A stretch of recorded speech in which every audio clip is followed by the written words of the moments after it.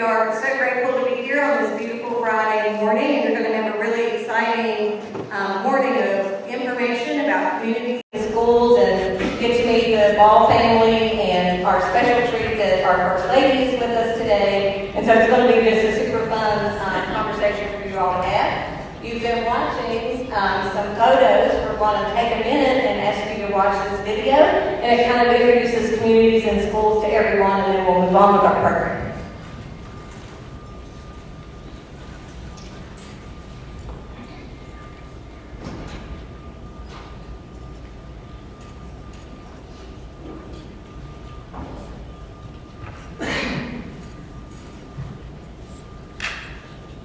Every student deserves an opportunity to succeed in school and fulfill their potential.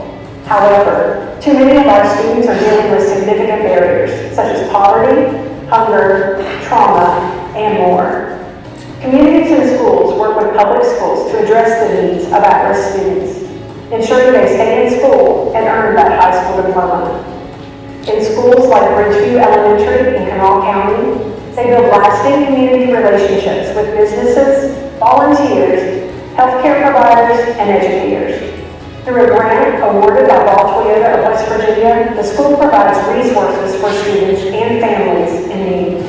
Let's take a look at how students are being served. With the funding available to us, we are able to assist those families immediately when our resources can't provide a service right then. And without it, it would be a waiting game that would cause stress on us, stress on the family. We aren't able to get them the help they need right then. So I'm able to help the students immediately here, but by forming that relationship with the student and the family member, I'm able to bring them in and talk with them about a budget. If I help them out with a bill last month, we can talk about how we can afford this month's on their own and kind of build that capacity to be able to do things on their own, and with me backing them up. It makes me be able to feel like I'm someone that they can come to and know that they can rely on to help them. Well, the money that we're given helps families stay together, stay in their homes. We use it for actual emergencies. The students who have benefited from the virtual pantry and the emergency fund money, they see us as being helpful and that we care about them and that we love them. So it actually turns things around a bit for the relationship aspect of students and families and our staff and administration. With the funding, we have built a community of trust, almost one-stop shopping. I've had a family say, we didn't know a school could do this because we do everything. We are a resource for clothing, food. We help with families, talking to families and working through their problems. Because we've made that connection with the children, because they've entrusted us with that information, then we're making a connection with the family, and they're trusting us with that information, and the connection grows. And they call us and they share their lives with us, and we can educate just not the child, but the entire family. So we're a resource for the whole family, and everyone benefits from that money. It's not just money. It grows into something much larger. Bridgeview is a much better place with community and schools, and we are able to do great work with the virtual pantry.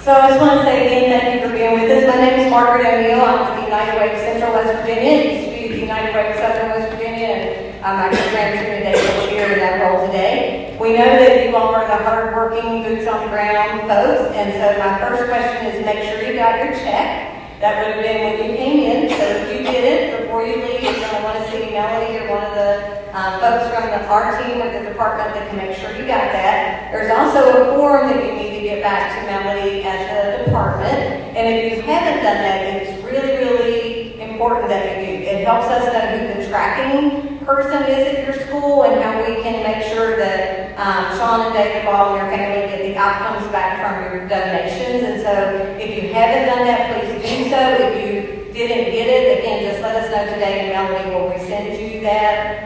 But it's really important that you do that. So it's my just very humbled and privileged to be serving primarily as the moderator today. We want to make sure that you guys understand a little bit about Shawn and David's vision and what Shawn and his family have been doing now for many years as they've supported schools in a lot of different ways in southern and central and the Huntington community. So we're going to have a wonderful panel. I can tell you that we're going to have some great questions, but Shawn Ball to the right in front of me, very honored to see President Bradley Smith from Marshall 2 days in a row. It makes me so happy.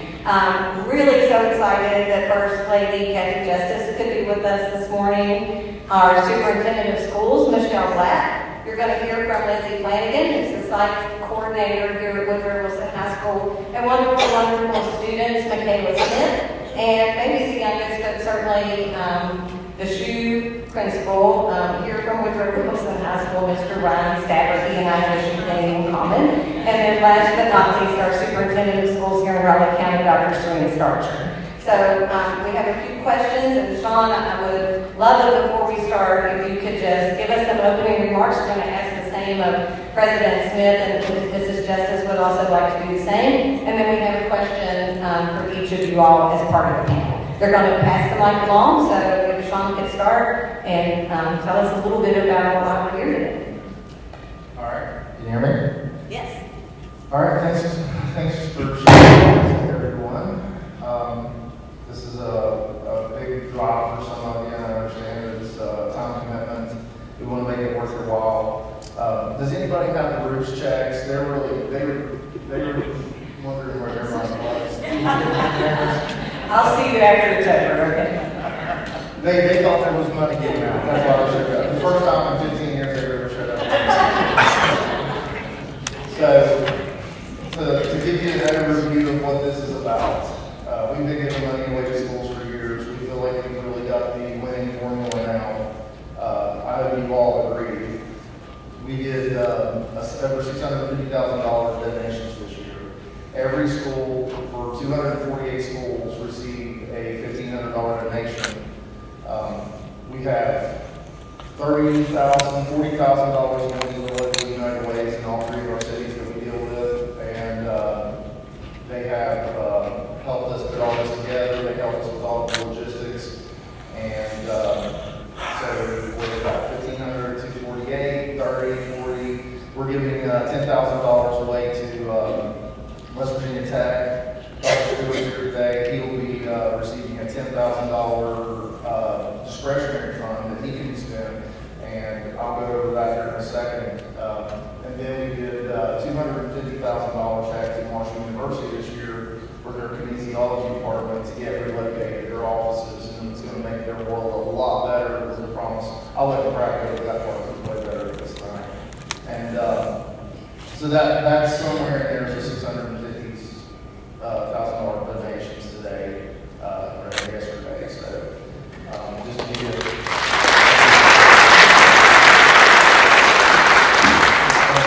to give you an idea of what we're doing, and that all of you have already received your checks, hopefully. And we ask that you be good stewards of that money. That's what this is all about. We think that doing the reporting, for those of you who aren't in the school system, we ask the Board of Education to collect data every month for us to be able to go over exactly what this money is spent for. So it's not like we're trying to be watchdogs for this. It's just for us to learn. We want to know exactly what it is. And I can tell you, and I'm sure some of you in the room have sent me a report every month that have just tore me up. It's really heartbreaking, some of the things that you think, my gosh, I mean, I didn't know that this was needed, or I didn't realize that this was happening.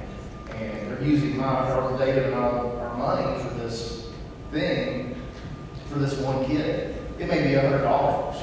And, you know, we feel like we're blanketing the state, the southern part of the state, for that one kid. You know, if it just means something to that one kid, it's a lot to us. It's worth it to me. And We really appreciate everybody's cooperation with the report because that's important. And we really appreciate Brad. Brad has taken 2 days out of the schedule, which is a pretty big deal for him. And it's a huge deal for me because I asked him to do it, and I feel guilty asking him because he's so busy, he gets pulled in every direction. So we should feel honored that he's doing this, and he's such an eloquent speaker and one of the smartest people I've ever been around in my entire life. And that's my introduction for him. So I'm going to hand the mic over to him.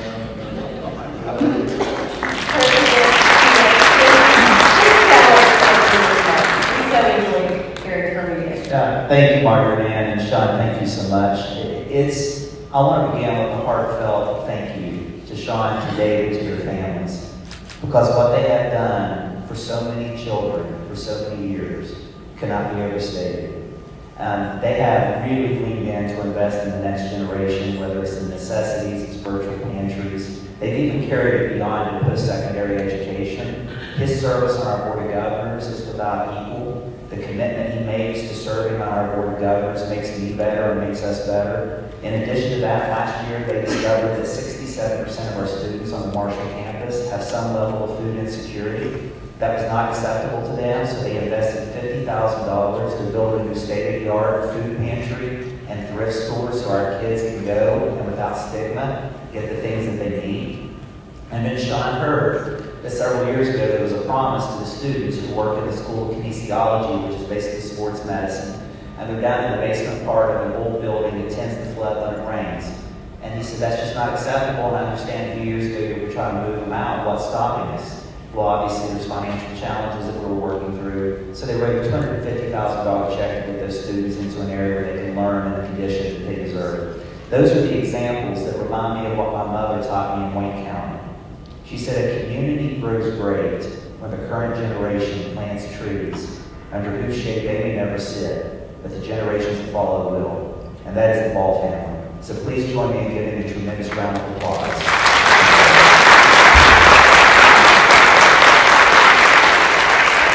And I want to thank you. I'm humbled to be in a room with so many amazing educators and administrators. You inspire and you shape the future of the lives that will make this state continue to be great. We appreciate you. Your work matters. And I will tell you that Marshall University is privileged to be a partner with you. We have been around since 1837. For 187 years, we've continued to adapt and grow to become the version of an educational system that we need to be. We have 120,000 alumni, some of whom have introduced themselves to me here, in case you can't tell. That is the end in there. I'm not the Riddler, that's Marshall, which I'm excited to be a part of as well. And today, we are a Carnegie Foundation research institution, an R2 institution. That places us among 6% of universities in the nation. And it makes me very proud. But what's really neat is we've never lost who we are. We are student-focused, we're community-oriented, and we describe ourselves as a gateway institution, or what we say is a prosperity platform. If you look up the definition of a platform, it's a surface that's elevated relative to the surrounding region, upon which people can stand and reach even higher heights. So when people come to Marshall, they were able to come from humble beginnings, and they go out and shop the world. And so it's really a privilege to be a part of that. But I will tell you, we're entering the dawn of a new era in this state and at Marshall University. There are headwinds out there. We've all heard about the educational system, the demographic cliff. American families are now smaller, so there are few people graduating high school and may go to college or into the workforce. We also know digital's everywhere. How many of you are dealing with ChatGPT or any of those forms of AI? Students are using it in the classroom. So we're going to have to think differently about how we teach and how they want to learn. And then you have people just questioning, do I go to college? Do I go to community college? Do I go right out of high school into a trade? All those options are fair, but we have to make it clearer what choices are available to our next generation. Marshall has embraced this opportunity. We rolled out a plan together called Marshall for All, Marshall Forever. And it is designed to have a very affordable, flexible, and an achievement-oriented education. We're working with the high schools. Dual credit, 3 years ago, we had 300 students in the Marshall Dual Credit Program. This year, 1,600. We reversed the 13-year decline in enrollment. The last 2 years, our enrollment's now up 12%. I'm privileged to tell you that we're working with the state. The areas the state said they wanted to be great at, we leaned in. One example is cybersecurity. It's the most coveted job in the United States between now and the year 2035. Anybody ever had your Facebook account hacked or any of that? There's actually a breach happening on the internet every 37 seconds. What you may not know is the #1 scoring students in the nation for 13 of the last 15 years are Marshall University students. So what's happened as a result of that is the Department of Defense has asked Marshall University to build an Institute of Cybersecurity, and we will protect the East Coast of the United States. San Antonio, Texas protects the West Coast. Marshall will be the shield for the East Coast. And that takes me to my final comments. The power of we. We have a rallying cry at our school. We are Marshall. The most important word is we. We have a name of this beautiful state, West Virginia. The most important letters are the first two, W-E. God made a very special group of people when He made West Virginians. He made us dreamers and He made us doers. He made us out of grit and He made us out of grace. And we have always answered the call. Our families mined coal. We forged steel. We built the roads. We manufactured the trucks. We fought the wars. When they wanted to put a man on the moon, we produced Homer Hickam and the coal miner's sons who built the rockets. When we wanted to get the astronaut home, we produced Katherine Johnson and Hidden Figures who got him home. And the nation needs us again. And we are stepping up, we're putting them on our shoulders, and we're showing them who West Virginians are. God bless you. God bless the Ball family. God bless West Virginia. Thank you.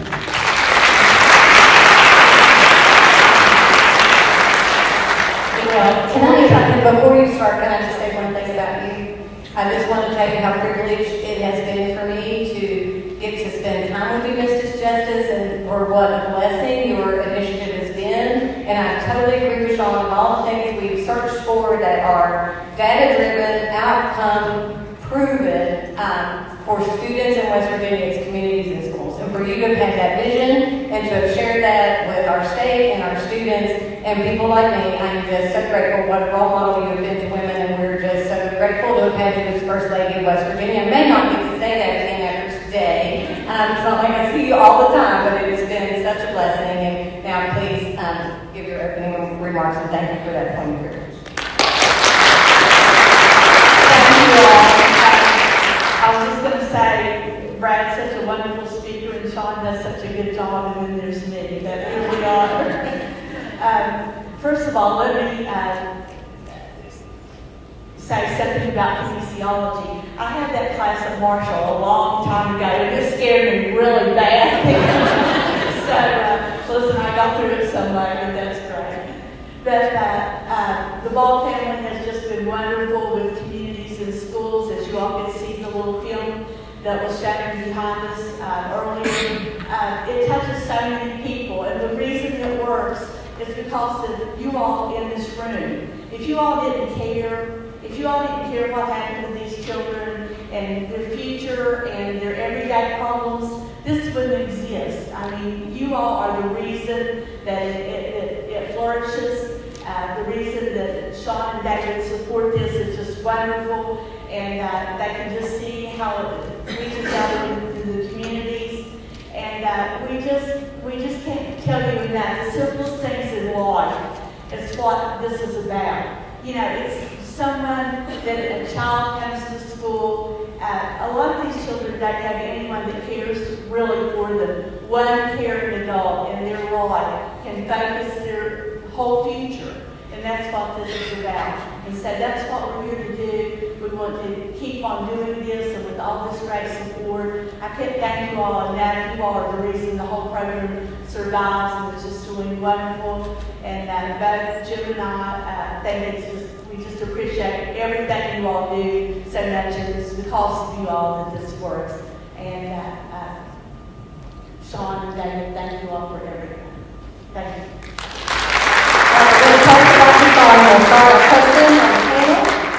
And Shawn, he and I talked yesterday, he's like, why did everybody get the question ahead of time instead of me? And what I said to him was, this has been his belief in how he and David and their families, and Angela and Cindy and their children, how they could best touch kids in West Virginia in the most effective way. And so we're here to keep the ball rolling. That's our theme this year, is that you all can see the benefit of the pantry how you can continue that in your community. So please, Shawn, share your vision with us and the why. I said it yesterday, I'll say it again today because you guys weren't there. The why is because I like to drive my wife and my brother crazy. That's, I think, my ultimate goal with doing all these things, but the why. I've done a couple of interviews in the last few days, and I really find myself giving so many different answers, and I could probably give you 100 different whys. But the why today is probably different than it was 15 years ago. I think the why today is the reports I get to see from you guys and see the actual effects of the donations. That's what I think that's what makes me look so forward to doing this every year. I find myself breaking it up into about 4 times a year. Like I'll probably start in a couple of months about thinking, oh man, what's going to happen next year? I can't wait to do it. I need to do this different and this different. And we've been looking for ways to make this better. This is the first year in probably 15 years I don't think we've changed a thing. That's right. There's been a lot of trial and error with this over the years, and you really have to make sure your money goes to the right place. And I'm that guy that I'm scared to death someone's going to take advantage of me or not do what I want. And what my vision is, well, I can tell you, there's not been too many people from Mr. and Mrs. Justice to Brad to Margaret Ann. A lot of people tend to agree with you when you're giving out money. Yeah, that's great. Well, I genuinely feel like these are the times where everybody's on the same page. This is the right thing to do. There's really, I don't recall in the last couple of years where we've even been criticized very much over doing this giveaway, which makes me feel like, because there's certain people that can criticize you over everything. I don't see that in this program. I think the virtual pantry part gets a little confusing for some of you. What does that mean? And, well, at the end of the day, I think we need to keep certain hygiene products on hand. But if you have 100 students out of 400 student school, and how are you going to get shoes, coats, clothes in the sizes and the different things that they need? That's impossible. And that's kind of where this came from a few years ago was we have a lot of people that care about these kids. And there's not one single person in this room that saw a child that needed shoes, for instance, that couldn't go to Amazon or to their local store somewhere and get a size 8 boy shoe. So I'm just trying to give you a little bit of background on how my thought process is, and I hope this is how your thought process is now. That, we can go get this extra large coat that this child needs because it just turned 36 degrees this morning, and they don't have a coat. They're coming in freezing. You guys are the boots on the ground. You guys see it every day. And one of the reasons this came out years and years ago, probably 15 years ago, was I asked a lot of questions. I'm a very, very curious person. As my wife can tell you, I talk a lot, I ask a lot of questions. Well, you talk to enough school teachers, what's the one thing you'll hear one of them say? It's almost a guarantee. Well, I had to take money out of my own pocket to buy this for my classroom. You hear that a lot. And that shouldn't happen. I'm sorry. I mean, that's not going to happen. If I have anything to say about it, it's not. And, I know that how do you look at these kids every day and say, well, that's their problem? You can't. It's impossible. You wouldn't be doing what you're doing if you did that. So that's where this program stems from. That's where it came from deep down years and years ago, and that's what this has turned into. Hopefully, $1,500 is not going to solve their problems. But one of the ladies that was on the film earlier, Stephanie Haynes, her son goes to school with my kids, and she and I talk a lot. She really turned that $1,500 last year into about $6,000 by fundraising from that. She started fundraising from that first donation. She used that as seed money. She turned it into going to businesses all around Charleston. She told me who it was. She took a lot of Carlots and shamed them. She's like, I need $500. Shawn Paul gave me $1,500. What are you going to do? So that's the kind of attitude you need. I mean, you can fundraise off this. And she she turned 1,500 into 6,000, and I have no doubt next year she's gonna turn it into a 10,000, if not more. That's just what she does. She's very aggressive, I can tell you. First time I met her, she came up to me at the basketball game trying to watch my kid play. She's like, I just have to tell you what happened today. And, you know, so, and I was so happy to hear from her because she's an inspiration to me. And she should be an inspiration to all of us. We should be able to use this because I think there's so many good people in our communities, but they're just like I am. They don't want to waste their money. They don't want to know. They want to know where my money's going. I don't want my money to go somewhere that I don't agree with. This is a program you can get behind and that you can get them behind. And they'll give you money for these programs. So don't let this money go idle and just say, well, I've only got $1,500 to spend. I got to make the most of it. Make the most of it by getting other people on board. If you believe in it, they'll believe in it. And because that's how I am. I throw it out there and the world has to listen. And if I don't get the response I want, to go to the next thing. Well, that's why we're still doing this. So that's my bottom. And I'll let a much better speaker get the next word. Thank you. We had the great privilege of being in the Bradley Smith Center for Business and Innovation yesterday, brand new on 4th Avenue, and what a vision you have for that. But when you were at the dedication of that building, we spoke about the importance of a town and gown relationship between a university and its surrounding community. How do you see relationships playing a role in the support that Marshall is providing once students leave high school and attend school at Marshall? And I know that you're so proud of the work that Marshall Fort Hall and the food pantry have done there. Thank you, Margaret. And I am. There was a quote. It was a late senator, Senator Daniel Patrick Moynihan, who served 24 years in the U.S. Senate, and he was a big advocate for education. And they asked him one time, "Why are you so insistent upon having great universities and colleges?" And he said, "Because if you want to build a great city, build a great university and wait 200 years." And they call that a town-gown relationship. Why is it so important? Because students bring energy, they bring excitement, they create new ideas. They also shop at the local restaurants. That drives up sales for the restaurants. The restaurants then need jobs, so they offer the students jobs. And it creates this virtuous cycle and builds this community of vibrancy and growth so everyone prospers. And what I love about this is our community leans in Marshall University in ways that I've never seen anywhere else around the world. We have a town-gown relationship, but in 1970, we lived through a tragedy. A plane went down and took the lives of 75. And our community reached out and raised those kids who didn't have parents and put their arms around their neighbors and said, we will get through this together. That's why we are Marshall. And so that town-gown relationship goes so much further. When we talk about Marshall for all, Marshall forever, we have an aspiration in 10 years. Every student who comes to Marshall will graduate with a job on the other end because they're helping us get the jobs. And no student will ever graduate from Marshall with student loan debt. And the way we're doing that is getting all the federal dollars, all the state dollars, and then you have private donors and philanthropists who are leaning in and say, I'll cover that last dollar for that young man or woman or child who wants to go to Marshall University. That is what a town-gown relationship looks like. If you need to find an example, look at the Wall family. They do this today. They lean in and help children so they can get through. They can show up with food in their belly. They have a good night's sleep and they have warm clothes so they can show the world that they're capable of being anything they want to be. And that's the importance of the town and gown relationship. Thank you. Mr. Justice, you have been so passionate about having CIS in every county in West Virginia. Can you just share a little bit about why you're so passionate about that?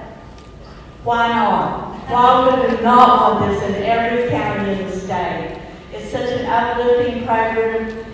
Our goal was, we're cheerleaders a lot of times. We want to tell these students and children that they can be anything in life that they want to be. Let their dreams shoot to the moon. That's what we want. Sometimes in the past, not in recent times, but hopefully not over the past 8 years, but prior to that, you would say, where do you live? And people would would put their head down and say, I'm from West Virginia. And so there were a lot of fun jokes made about West Virginia and all that, which they were very pleasant.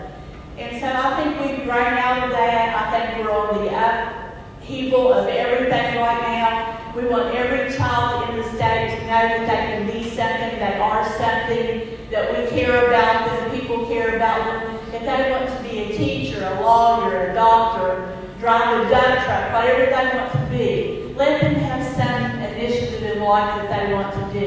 And we want to share this program and let these children of the state know that they can just do anything. They don't have to settle with just because you're from Lewisburg, West Virginia, or you're from Beckley, or you're from Charleston. And these are bigger places in the state. Let them know that they can just do anything you want to do. I don't want them to feel hindered by anything, and know that they're the smartest, brightest, best kids that we have.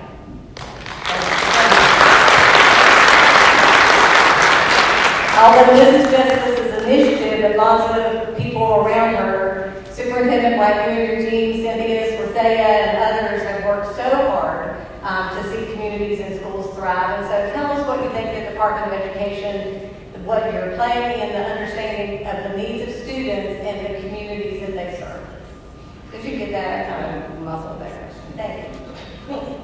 Good morning. Yes, we've quickly come to realize that it's looking across all of our counties and all of our schools that if we're going to make an impact on student achievement and we're going to prepare our students to attend the universities and graduate and get careers here in West Virginia, then we've got to take care of a couple of things first.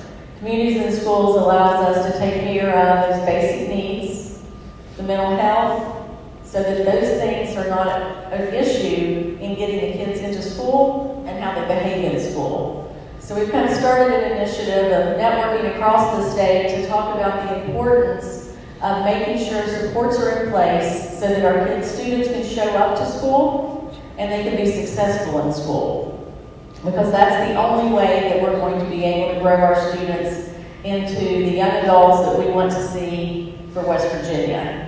And so each of you in this room have played such a major part in making that happen. We hear a lot about chronic absenteeism. We know there's a lot of mental health needs out there of our students and families. But without each of you in this room, then we wouldn't be on the trajectory that we're on now. We have so many supports available to our schools through communities in schools, through literacy specialists, numeracy specialists. And so our goal at the department is just to make sure that each of our schools and our counties know all the supports that are available at the state level, that you can partner with at the local level, so that we can support all of our students and teachers and get to where we need to be in the future. Thank you so much. So if you've ever wondered what's the mission of communities and schools, it's simple. It's to surround students with a community of support, empowering them to stay in school and achieve in life. We're going to hear next from Lindsay Flanagan, who is our CIS Site Coordinator Extraordinaire here at Woodrow Wilson High School and longtime friend, and so glad to see you, Lindsay. Your question is this: focusing on the surrounding students with a community of support is key to the mission. Tell us about your role in schools as a site coordinator and how this initiative has made a difference for students in your school. Good morning. When I meet with a student and ask them if they know what communities and schools is, I describe it to them as a student support service. And I always tell them that that support looks very different for each student. It's not a one-size-fits-all job. It's a lot of time putting puzzle pieces together to see what that student needs. But it always starts with basic needs.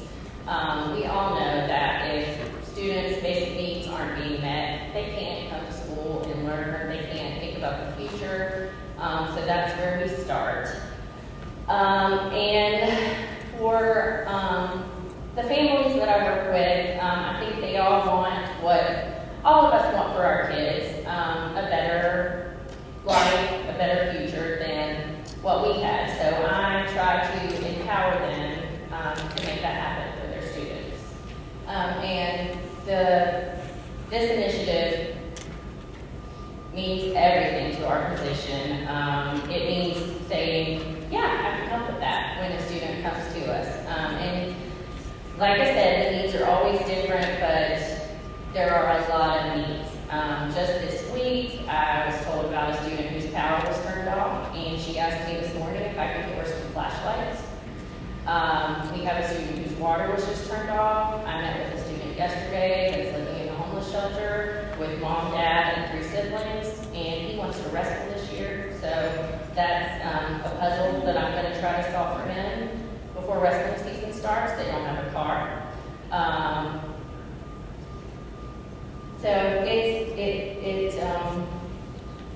means the world to me and all of the site coordinators. Tough job, Lindsay. Thank you for being here. I'm not gonna lie. So my favorite part every time is to hear from a student, and so we're so excited to hear from Michaela Smith this morning. Michaela, your question is this: how has having a site coordinator in your building made a difference to you, and how did you meet your site coordinator, Ms. Lane? All right, hi guys. I'm Beckley Smith, like she said, and I've known Miss Flanagan for like 3 years. I've been knowing her for 3 years, best way to put it. But she's helped me through a lot. She's gotten me clothes, shoes, hygiene products, school supplies, whatever I could ask for. She also got me shoes. I don't necessarily remember how we met, but I know she called me down one day, and I was like, "God, my name's Robert." You're like, "No, just come talk to her." And I was like, "Okay." And ever since then, I've been in and out of her office, bugging her. She's also helped me get into the college program through tech. So now I'm in the college program. I'm in ACT for firefighting and emergency medical services. So that's kind of great. She has helped me lay my future out, and I'm really excited about that. Thank you.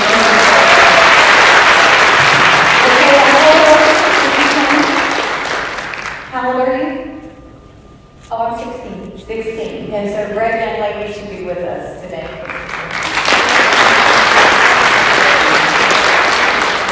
And now to our principal, Mr. Stafford. How has having a site coordinator in your building made a difference to you? We know that you have there's a lot of stress right now with teachers and staff and again, batteries and all the things. So has it made a difference to you to have a community school site coordinator at Woodrow?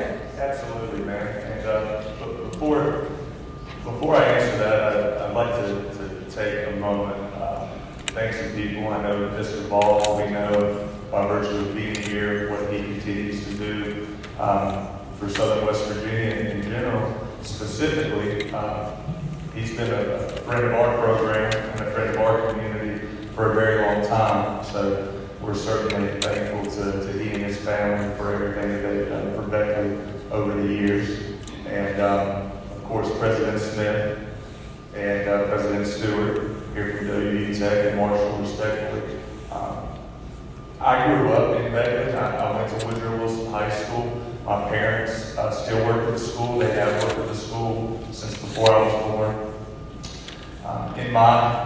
So having that awareness and being a product of our community, I've never felt that we've done as good of a job opening up pipelines to local universities as what Mr. Smith and Mr. Stewart have provided to Woodrow Wilson High School. It means a lot being the principal.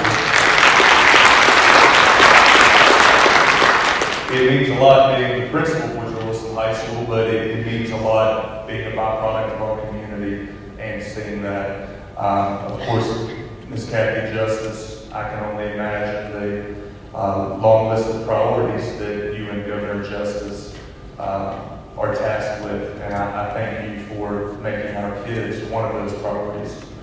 So thank you to you all. And I'd like to start off by answering your question.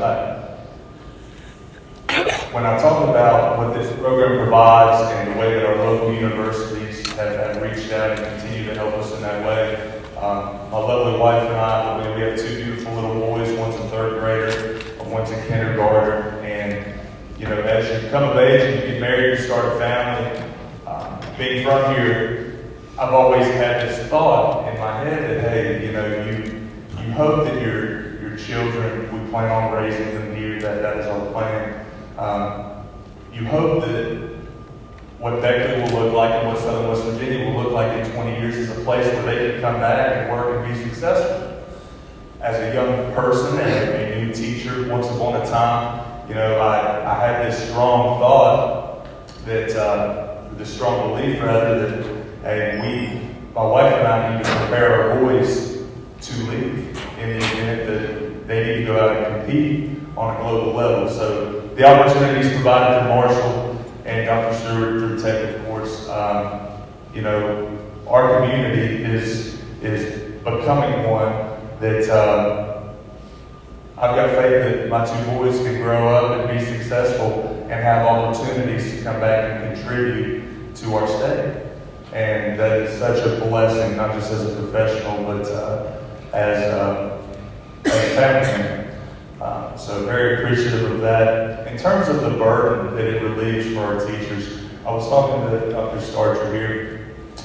There's a big poster that has hung on a board office wall for some time, and it shows what has been required of the public school system throughout the different generations, throughout the different decades, and what the focus has been. And as no surprise to anybody in this room, that has evolved.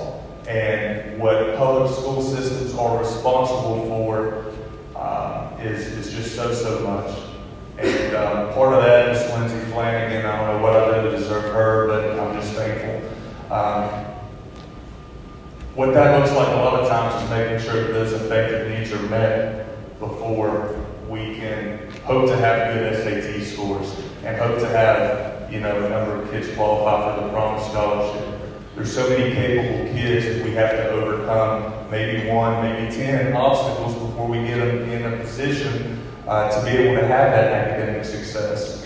And when the expectations of schools from a curricular standpoint and a production standpoint, because it is vital, at a time where that focus is still there, as it has been, you know, we have a lot of other things that we have to overcome.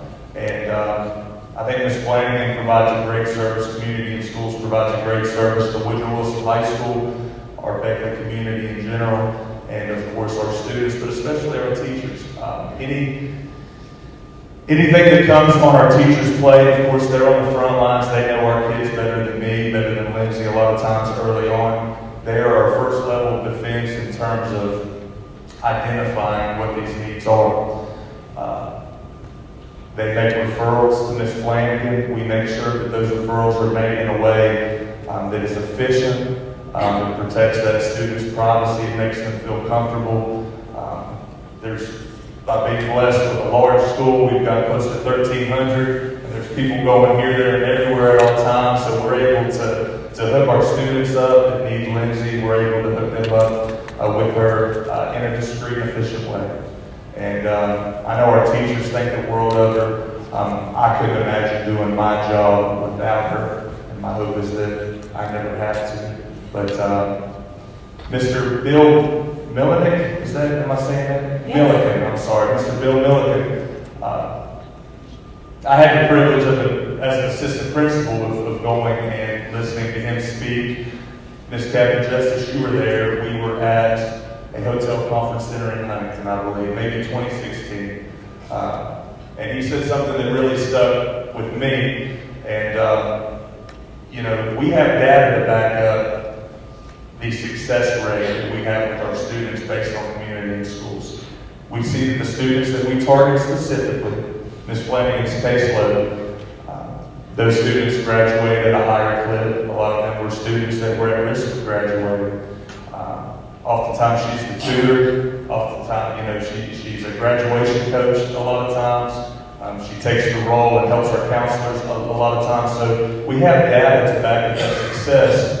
With that being said, what I've always loved about community in schools and the work that Lindsay does and the program in general, we have good data to defend it, but we don't want good data for the sake of having good data. We want good data because we don't care about data, we care about kids. That's right. And the good data is showing us that, man, we're doing the right thing by those kids. So, thank you. Thank you, Mr. Stafford.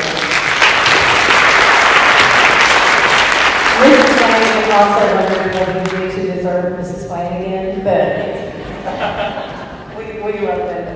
Last but not least, my friend for a long time, Dr. Serena Starcher, who is the superintendent of schools here in Raleigh County. So here in the county, you have schools that have communities in schools, and you have schools that don't. I'm curious, as our audience is, if you can tell us what the difference is between those schools. Thank you, Margaret. And it's good to be here. And I too want to first make sure to acknowledge and thank Shawn and David Ball and their family for the support they provide for our schools. Our schools look forward to this day, and they certainly utilize the resources made available through the funding to support our students. Our demographic is consistently changing, and we find that we're having more and more students in need. And an example of that is this year we moved to a full community eligibility provision for all of our students. So all students in Raleigh County eat for free now.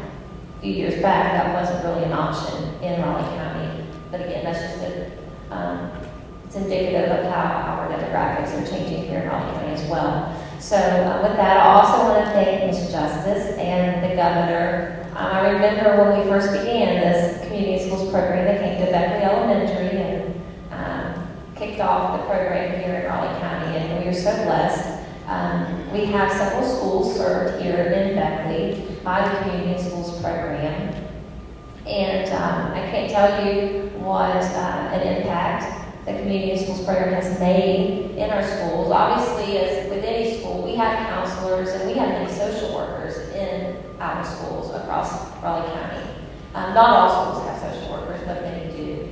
But the CIS liaisons that we have provide just an additional set of hands, an additional mind, an additional caring adult, as someone said earlier, for the students who need so much. I recall last year reaching out to the schools with our CISs and asked them to identify students that we as a board, our board and myself, could provide some funding for to help them have a better Christmas. And one of the students that was identified, the student asked for a refrigerator at home. A refrigerator. I don't know everyone's background, obviously, in this auditorium, and I hope we were never in the position as that student found himself in last year, but he asked for a refrigerator for Christmas. That was his greatest need. Not a pair of shoes, not a shirt, a refrigerator. So, obviously, we were going to provide funding. Mr. Roop is here. He was on our board last year. He remembers this. And we were going to provide funding for that. But the CIS liaison worked with United Way, and they got a refrigerator. So the funding that our board, and when I say our board, it was our personal funding. It wasn't as if the county was paying this, but we didn't have to buy a refrigerator for that student because our CIS liaison and United Way worked together to do that. Instead, we could give that student what others would consider maybe a more normal Christmas, with shoes or clothes or things that he personally would like to have. So that's just one example for me of what our CIS liaisons do. They help students and families meet basic needs. Some of the needs that we actually take for granted, that so many of our students don't have. So here in the Beckley area, in our schools, here, the CIS liaisons help fill many gaps in the homes and lives of those students. So I know I keep looking at Lindsay because I know she's one of our CISs, and I certainly appreciate it. I think she's been here the whole time at Woodrow, correct, since it started? I guess I'm wrong, but that's what I thought. Close enough. She's done a tremendous job. I often hear Ms. Flanagan's name as being a stellar CIS liaison, and I appreciate the work she's done. This school did have two in the past, and we had to cut that back because of funding. We aren't immune to funding issues, just like many others in the state. But she does a wonderful job here, as do our other CISs. And again, I want to thank Ms. Justice. I know we have funding for one more year with our CISs here in the Beckley area, and then hopefully we can continue this program through other funding sources. But I do want to say, I don't want to lessen the work that our counselors and social workers do in other schools. They work incredibly hard It's just the CIS has provided another person, and they often have more connections, if you will, to resources in the county or surrounding counties to help our students. So again, it's a wonderful program, and I'm glad Raleigh County can be a part of it. Thank you, Lindsay. Thank you, Dr. Stephanie. Before we wrap things up, it is my absolute, maybe the greatest pleasure I've had in a long time, maybe ever, to tell you that we have an incredible surprise. And if you would, please help me welcome Baby Doll to the stage.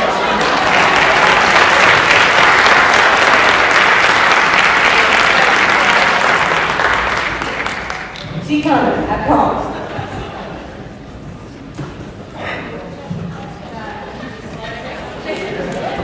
She's having really tired. Big round of applause for Baby Doll.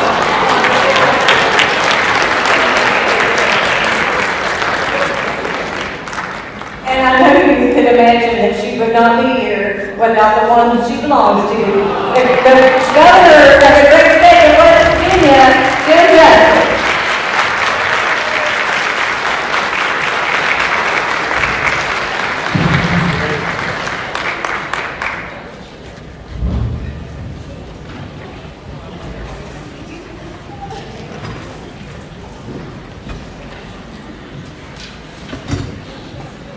Baby's got to be helped. I say all the time, we're on the same dietary program.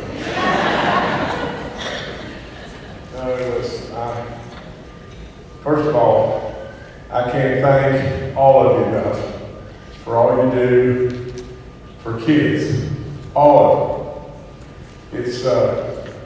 It's amazing today. You know, and I don't just crying out loud. All I can do is just leak to from my heart. But it's amazing to think that little Jimmy Justice lived on Northwestern Avenue, which is so far from here it's unbelievable. And not far from here down the road this way was the Beckley Little League. And I would get on my bicycle. Now, when I was playing Little League, I was either 9, 10, or 11, 12. But I'd get on my bicycle and ride all the way across town to the Little League. You know, you just think about today, you know, a little 10-year-old kid or 11-year-old kid riding a bicycle. You know, it's probably 8 miles from my house. You'd be petrified today to do that with a 10-year-old kid. The reality is just this.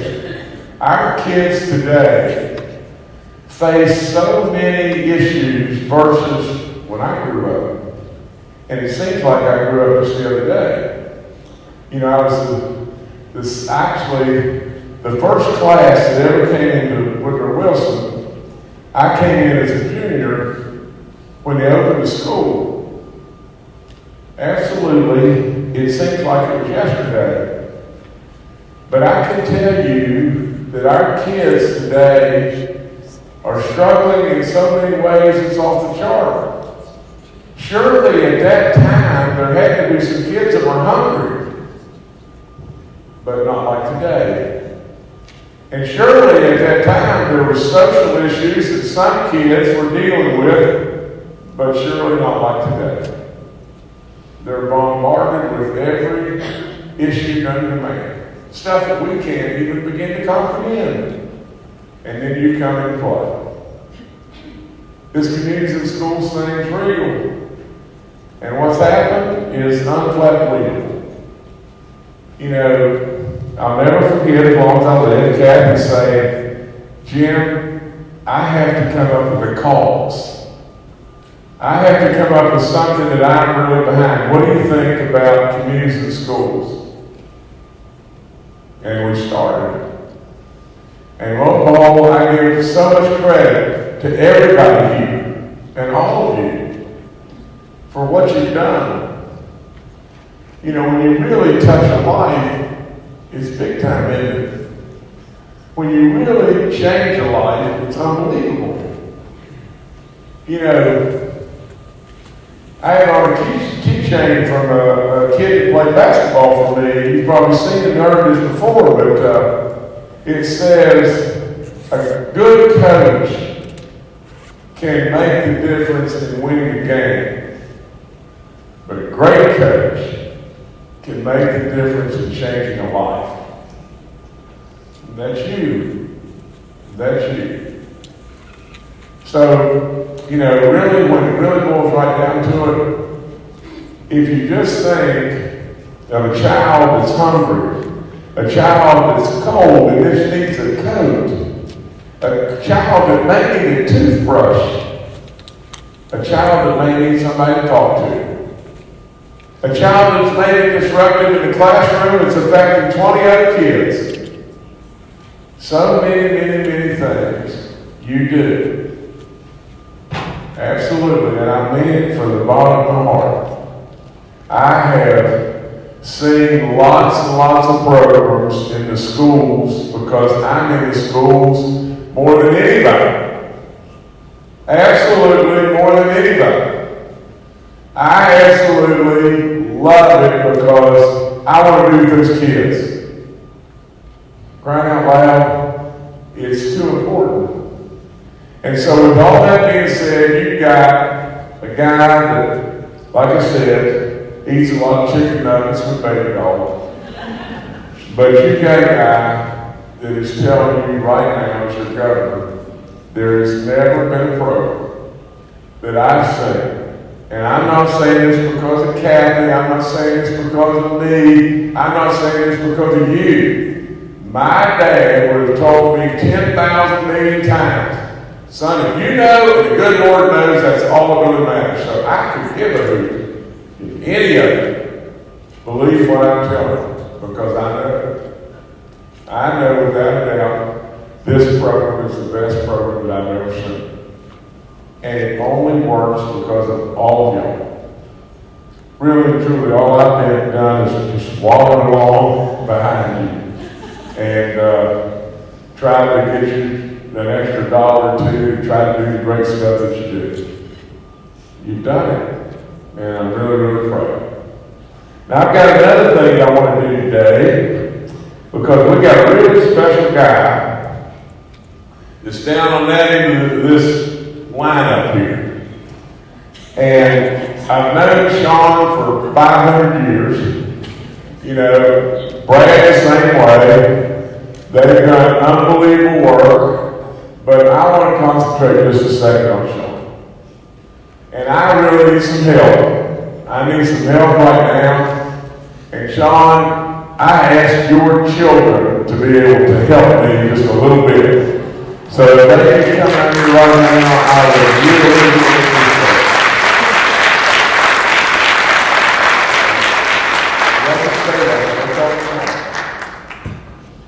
Let me tell you something. In my world, this is the Distinguished West Virginian Award. In my world, this is the biggest honor that a governor can give in the state of West Virginia. And I have not passed these out like candy. In all honesty, there's probably been 20 that I've given since I've become the governor. Absolutely, this man, Shawn Ball, is not only giving his dollars beyond all comprehension. I mean, the amount of dollars is off the chart. I mean, the dollars that are coming into communities and schools to you, and then to our kids, are in the millions. They're not in just play dollars. This takes unbelievable commitment and unbelievable effort by this man and a lot of others. With all that being said, when people step up and make it really happen in our communities, what do they become? They become heroes in my book. This man, and y'all need to know your dad, This man is a hero in my book. Now, he wouldn't have taken this if I really told him we were going to do this. That's another sign of a hero. But really, truly, he has stepped up unbelievably. So for all of us, including baby doll, Shawn, I absolutely am so honored to give you this. And I hope you know that I would have made it as big as this whole auditorium. But really and truly, this is the biggest of anything that I could give. That's all there is to it. I absolutely give you James Shawn Ball, our distinguished West Virginian, at this moment. Thank you so much.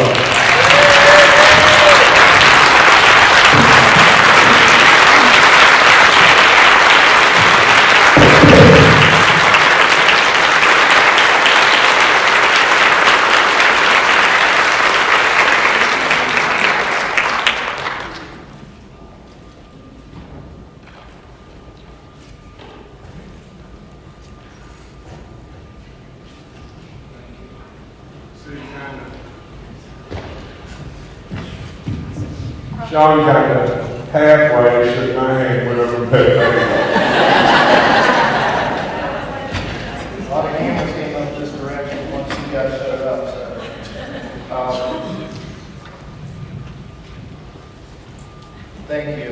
Obviously, this isn't about me or David and I and Angela and the kids, we all do these things, but this isn't what it's for, so thank you for it. And Angela always tells me I have a hard time showing appreciation, but I'm just embarrassed because that's not what my intent was for this. We don't usually, I don't like to bring notoriety to myself or my businesses or my family for these things. We've always done these things because we want to garner support from the communities. I always say these are seeds we plant, then we can take the road. And that's not, I don't care if anybody knows who I am or David doesn't care. David really doesn't want anybody to know who he is. And, you know, we just kind of do these things because we feel like we want to show our local communities how many struggles there are for these kids. That's it. That's all. That's the only reason I do this. I know we get accused a lot of going after the car stall. You know, we don't do that. And we don't have to sell 100 cars this week to do this. We set this money aside. This is my priority. I do these giveaways, and I always say I'm going to do it again next year if I'm not broke. You know, that's my big thing. So we really appreciate this, but let's not lose sight of why we're here. You guys are the reason we're here. You guys identify these kids. You know, I hate to admit it, but last year I didn't realize how big of a deal Lindsay was until last year. And I didn't even know she was going to be a speaker last year when we did it. And when we did, I was just amazed. And I'm amazed today. I mean, we bring kids in front of us to tell us how we've affected their lives. And it's just an amazing thing. And we have to set examples. I have to. Those three are a hot mess. I worry every single day how they're going to turn out. And so, fingers crossed. But while I'm up here and I have the mic, I have a couple more presentations to make. And one is to the United Way of Southern West Virginia, Trina Daisel. She has to deal with a lot of my craziness, as does almost everybody in my circle of helpers. Michelle Black and Melody Cochran, Cynthia, everybody that, I don't know which one's yours, I can't see it, that's it. Thank you. everybody that's involved in it, my wife, my brother, now I'm kind of directing Tony Stroud, who's our general counsel at Marshall. He probably gets more phone calls from me than anybody with all my crazy ideas. Brad now, you know, we come up with all these things and we want to make a difference in people's lives. We've been blessed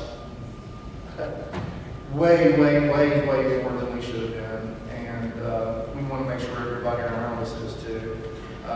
The next person I want to bring up is Dr. Stewart from West Virginia Tech. I told you I'd get back to this earlier. We did $650,000 this year. Dr. Stewart, I'm going to let him tell you about it, but what he's going to use this money for. But he came to me a couple of years ago and asked me to separate a little bit of money for him, and we called it a discretionary fund. So there's your money, and if you'd like to tell everybody what you're going to use that for. So certainly, thank you, Shawn, thank you, David, thank you to the entire Ball family. Lakin, I see you over there. My friend in higher ed, President Smith, and my superintendent, my partner in crimes, Brenda Starcher.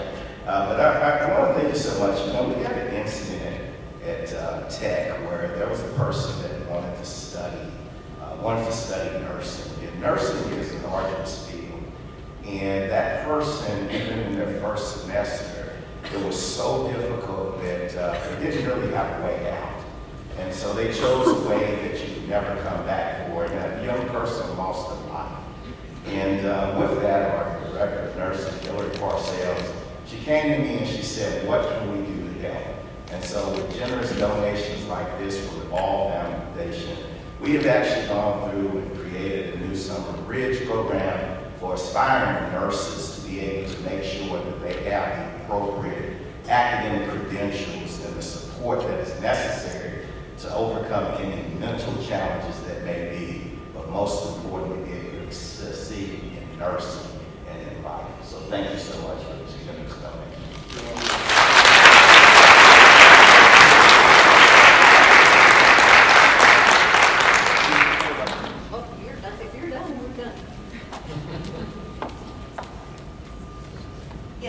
I think that concludes our program, and can't be more grateful to Governor and First Lady. You know, there's a lot of people in this room I know that could equally be as deserving, but it's been my pleasure to watch Shawn do this for a long time and bring David to the family. I've watched his kids grow up and help deliver beds to kids. They're good kids, Shawn and Angela. You've done a super good job. So thank you for letting us be a part of that. Of all the So real quick story about Jonas. Years and years ago, when I was at the United Way of Southern West Virginia, we got a call. There were kids sleeping on the floor. It was really cold in the wintertime. And I called Shawn because I didn't have a truck. And I was like, if I could get the mattresses, can you meet me and help pick them up? And he was like, I'll buy them, I'll meet you, we'll do the whole thing. And so I got there a little bit after he did to the home, and I see this little boy, coming out, and he had sliders on, right? Like, you guys know what I'm talking about. I'm old. I couldn't figure out what was happening. And it was really cold. I'm like, Shawn, is that the little boy getting in bed? That's my son. And I was like, are you kidding me? Like, I thought this was little poor kids sleeping on the floor. And so they have shown them from little what it means to give back to the community. And so he raised 3 great kids. Sandy, David, and Cindy raised great children who know how to give back. But Governor Justice and Mrs. Justice, thank you for being with us today. He's much deserving, and we're so grateful to be here. Thank you all.